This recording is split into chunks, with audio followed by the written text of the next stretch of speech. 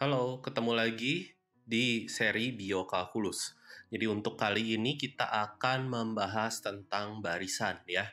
Nah, di sini barisan itu sebelumnya sederhananya itu sama lah kayak fungsi.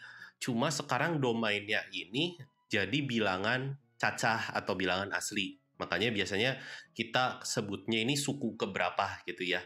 Nah, biasanya sih kita tulis misalkan AN itu barisan. Nah, ini bisa dituliskan dengan dua cara.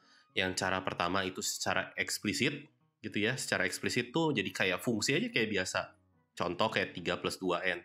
Jadi kalau kita mau ngitung A1000 ya tinggal ganti N-nya sama 1000 terus hitung gitu ya.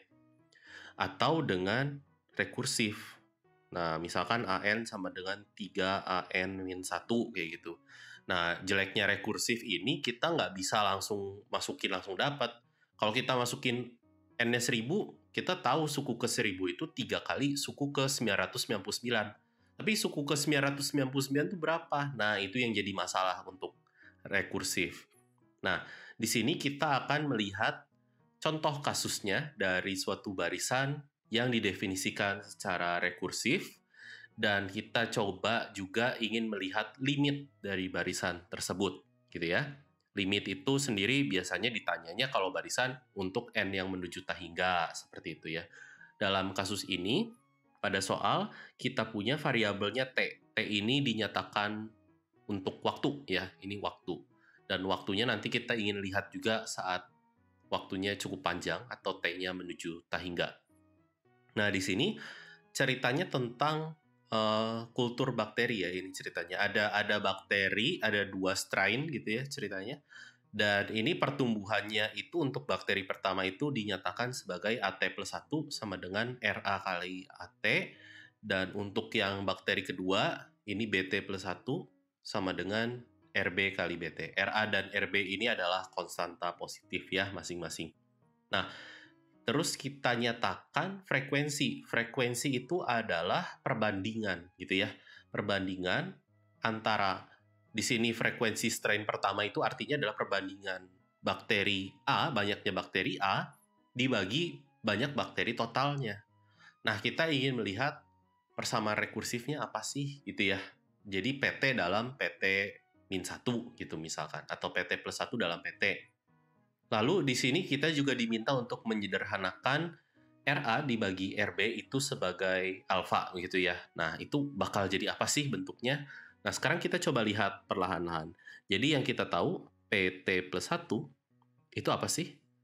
AT plus 1 dibagi dengan AT plus 1 ditambah BT plus 1.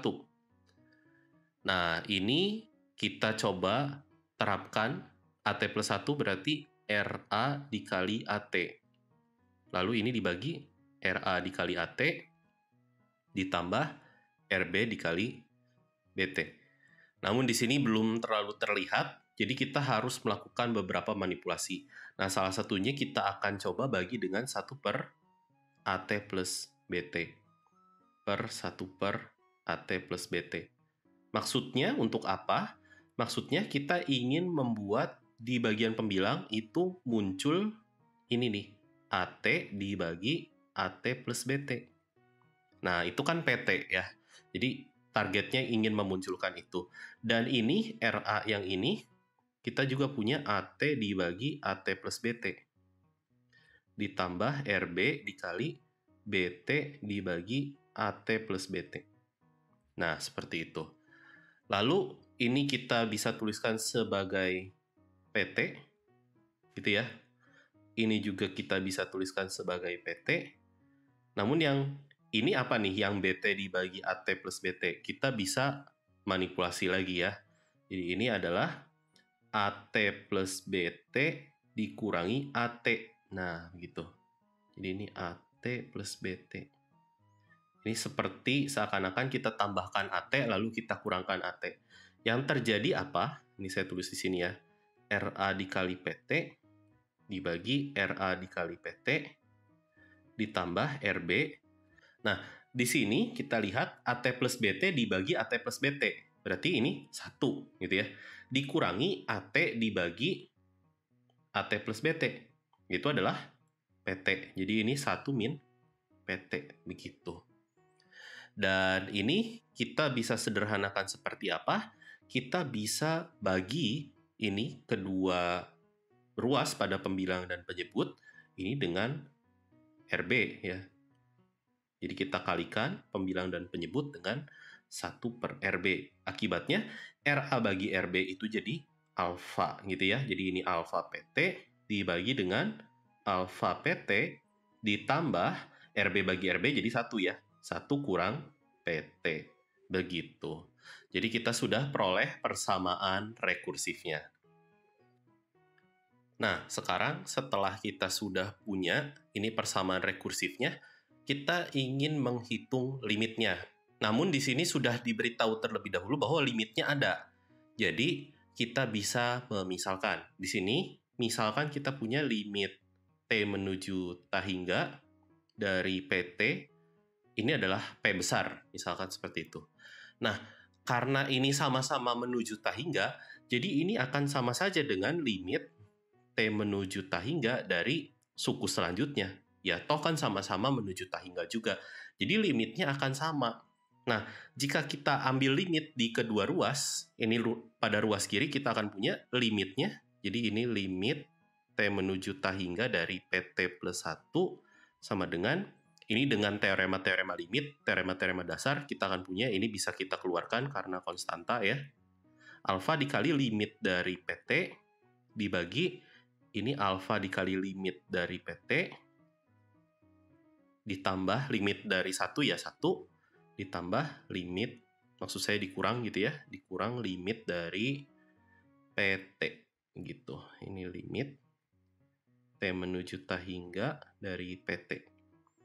Lalu kita substitusi semuanya dengan P begitu ya, nilai limitnya ya. Ini P sama dengan alfa P dibagi alfa P plus 1 kurang P. Lalu yang kita lakukan adalah kita coba kali silang. Jadi kita punya alfa P kuadrat ditambah P dikurangi P kuadrat sama dengan alfa P.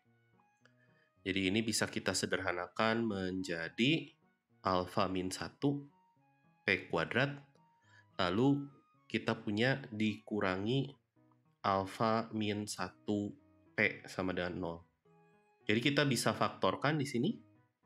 Faktornya apa? Alfa min 1 P dikali ini P min 1.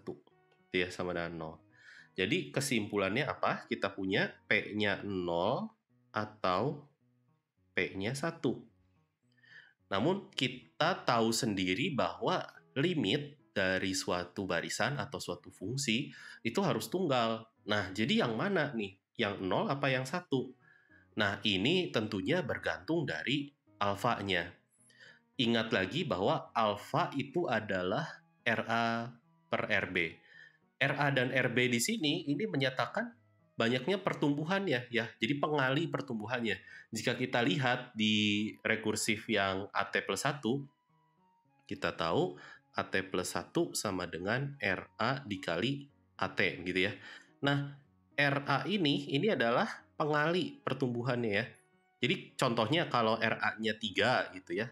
Nah, artinya apa sih? Bakteri di strain yang pertama itu pada waktu yang selanjutnya itu 3 kali dari yang sebelumnya. Jadi ini kayak mengukur laju pertumbuhannya gitu. Nah, dan alfa itu membandingkan laju pertumbuhannya ya. Alfa itu membandingkan laju pertumbuhannya. Jadi ini RA per RB membandingkan dari laju pertumbuhannya. Sekarang kita coba bagi jadi 3 kasus ya. Jadi kasus pertama ketika alfanya lebih kecil dari 1, lalu ketika lebih besar dari 1, dan ketika sama dengan 1. Kalau lebih kecil dari 1 itu artinya apa? Artinya RA ini lebih kecil dari RB. Artinya pertumbuhan bakteri di strain A ini lebih lambat daripada di strain yang B gitu, yang kedua gitu ya. Jadi harusnya bakteri yang kedua akan lebih banyak gitu ya. Akan lebih banyak. Artinya frekuensinya ini harusnya akan menuju 0. Jadi bakteri pertama nanti kalah gitu dengan bakteri kedua banyaknya. Ya, jadi lama-kelamaan ya bakteri pertama akan habis. Maka dari itu, kalau alfanya lebih kecil dari 1, ya P-nya menuju 0 ya. Limit dari P-nya ini akan menuju 0. Begitu. Nah, kalau alfanya sekarang lebih besar dari 1, berarti kebalikannya ya. Ra-nya lebih besar dari Rb. Jadi bakteri pertamanya akan lebih banyak. Semakin banyak sehingga memunahkan atau menghabiskan banyaknya di bakteri kedua. Artinya, frekuensinya akan menuju 1. Artinya di kedua strain ini nanti akan didominasi atau dipenuhi oleh bakteri yang pertama. Nah, kalau alfanya sama dengan 1, artinya pertumbuhannya sama banyaknya. Nah, dalam kasus ini, di sini frekuensinya ya kita tidak bisa tentukan ya. Kita tidak bisa tentukan dalam kasus ini. Karena yang kita lihat di sini, kalau kita punya PT plus 1-nya tadi, yang ini ya, PT plus 1-nya sama dengan ini, gitu. Ketika kita hitung limitnya, kita akan punya persamaan kuadrat ini. Yang terjadi jika alfanya 1, ini menjadi 0 sama dengan 0. Maka dari itu perhitungan limit kita ini jadi tidak berlaku di sini. Jadi bukan 0 dan bukan 1. Lalu bagaimana cara menghitungnya? Nah, kalau untuk alfanya sama dengan 1, ini bergantung dari banyaknya bakteri awal, gitu ya. Bergantung dari frekuensi awal. Frekuensi awal. Karena yang terjadi di sini, kita akan punya barisan yang konstan, seperti itu. Maka dari itu dia akan menuju ke P0.